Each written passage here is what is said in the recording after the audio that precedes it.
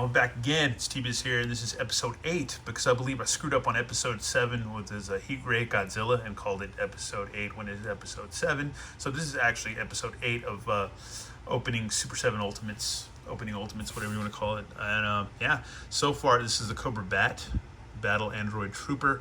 I've always loved the Cobra B.A.T since I was a little kid. And yeah, the boxers are really nice for these. It's got to get thrown out, but they're highly collectible boxes, man. I hate saying that, but GIW1 B.A.T BAT01 BOT01. It's freaking really cool.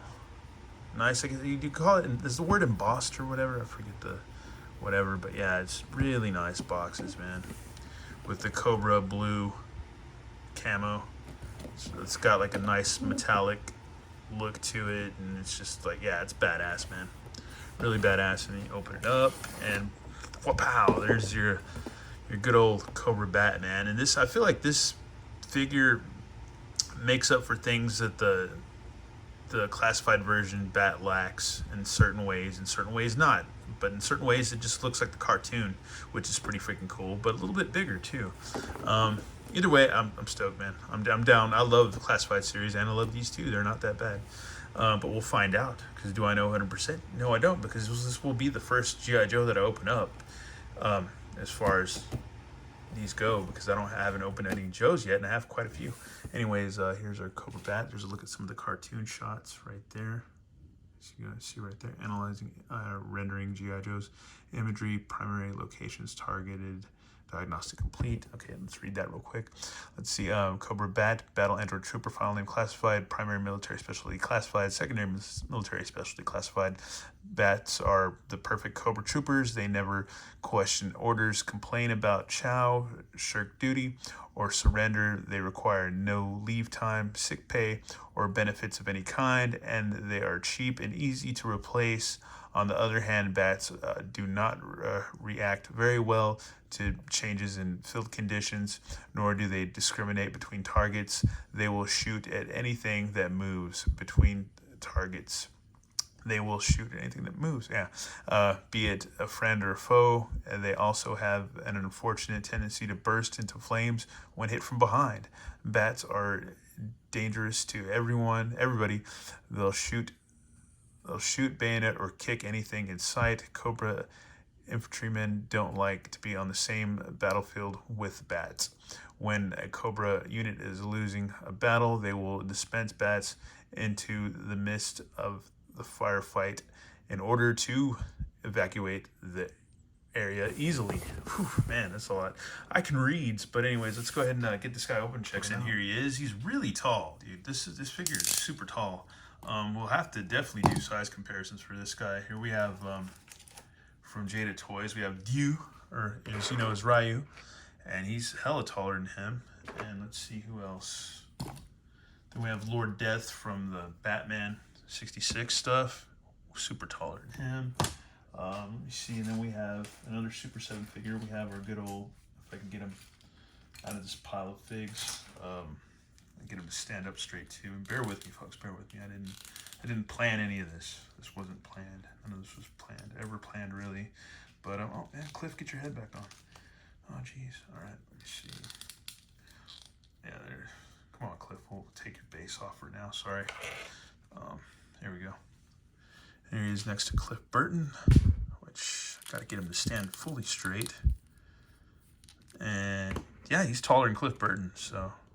Or it's taller than Cliff Burton, because I believe these are genderless. Not that it matters, I'm just making jokes. Anyways, and let's see, we got King Keldor or whatever. Let's get him to stand up straight and see how he differs from whatever. So yeah, he's a little bit taller than a Revelation figure, man. A Revolution figure. Masterverse, I mean. So yeah. There you go, man. If that helps anything. Yeah, oh, and here's a King Grayskull from Origins, so that gives you any idea. It's a tall-ass figure, not gonna lie, man. Ooh. Anyways, yeah, it's a tall figure. Get a little bit closer look. That's freaking cool, man. Sculpt's pretty much dead on. As far as B.A.Ts go, that is pretty freaking cool. I like how they did his chest right here. That is freaking cool. I don't know if you can remove this plate. I have to figure that out because it looks like there's a hole for you to put stuff in there. I will have to definitely figure that out because you got all these electrical bits, and I think there should be one that could just go right into there. But yeah, man, he's a large figure. This might pop out. I'm not sure. And I'll figure it out. Actually, no, what you do? Okay, here you go. And that just, I believe you can just snap that out. Oh no, we'll do that later. We'll just check him out first of all. He can kind of do, and his legs go out a little bit, but not much. He's got a knee. He's got a boot cut. No swivel at the knee. He can sit down, so that's cool. Let's see what else. Got a hinge, but not much of a rocker pivot. Yeah, there's the ballerina swivel. So there you go. It's got a rocker pivot swivel. Let's see. Arms go out. Swivel at the shoulder. Swivel at the bicep. Elbow. I believe there's an elbow swivel there somewhere. Yeah, there it is. And side hinge and swivel. And a wrist thing going too. But these can also come apart, these appendages. And he's got a waist. So there you go, man. Not bad, man. Not bad at all. You can have him like in a Frankenstein pose. Bro, that's freaking rad. He's got a lot of accessories. He's got a holster right there too. Yeah. Nice paint on the belt in the back. Cobra logo. Pretty cool, man. Pretty cool, man. If you would have showed me one of these when I was a kid, because you would have gone good with your Rambo figures in that era, because they're almost about the same size, I would think. I don't know if I have any Rambo figures anymore. I don't think I do. I had Rambo, but he was pretty chewed up a couple of years ago. But yeah, here's the arm with the wires all popping out. That's freaking awesome. He's got two more fists, iron fists, so to speak. And he's got a trigger hand, metal trigger hand. He's got two of those. He's got a drill bit, or it looks like a lava lamp, but it's like a little... Oh, that might be his flamethrower. I think it's his flamethrower. Is it? Or is it his drill bit? And he's got his crunchy claw, which is cool. And there's the flamethrower. Okay, so it's got the drill bit, and then there's a flamethrower right there. So cool. But no holes for any effects, which kind of sucks. And then here's his backpack, where you can put all of his gear on. So there's that, and that can just peg on his shoulders, like so. Let me see how we get that going. See, man. All right. Yeah, there you go. All right, cool. That works. That freaking works, man. All right. That's pretty simple. Pretty simple. And then he comes with, yeah, this electrical piece. It's pretty hard plastic. Probably want to be careful with that. And here's a neck piece, missing the head, but with, yeah, the electricity just spurting out of it. That is freaking cool, man. And here's a head with the visor blasted or cracked and electricity, and you can see the innards of his head, so you can do that too. So that's freaking rad, dude. Really cool. I guess the next thing we got to do, oh yeah, he's got a pistol and another like laser machine gun, whatever, with like a little grenade launcher thing and stuff like that, or whatever, just your fantasy G.I. Joe guns. And yeah, man, we need to go ahead and get him set up, man, ready for battle, dude. This is freaking cool. And here's our Cobra B.A.T ready for battle, man. This is a pretty cool figure, man. I wouldn't say it's I don't know. I don't want to say the same thing over like I usually do, but it's classified series definitely have their ups and they have their downs, and these also have their ups and they also have their downs, but they're not bad, man. I will take, you know, I will take this figure any day over like a NECA figure usually or whatever. And except for the D&D figures, those are pretty badass. I don't know why I'm just not prejudiced against those, but I guess because they're D&D figures. But anyways, then again, I haven't picked up a lot of NECA stuff lately because apparently the NECA Nosferatu is pretty kick-ass. And because my buddy Paul, aka Rabbit Hammer, picked up one of those, and it looks pretty bitchin'. Anyways, yeah, this guy's rad, man. He's freaking rad. I don't know what the hell we're supposed to put here. I don't think we can put anything there, to be honest with you. But, yeah. Oh, and his pistol needs to go in his holster. We didn't do that. We need to do that. So there you go. Freaking rad. But yeah, it's a good figure, man. I wouldn't say it's like super articulated, but it does what it needs to do, which is cool. And it has the cartoon vibes and stuff, and it has old vintage toy vibes too, which is cool with me. And it's a big ass figure, so it's a larger scale. So yeah, it's cool, man.